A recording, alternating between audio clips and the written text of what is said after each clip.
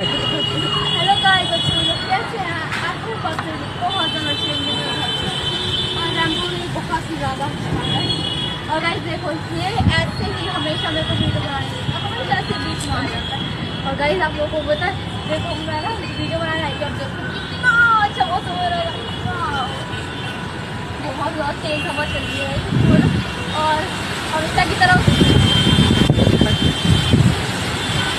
हवा मेरे बाल खराब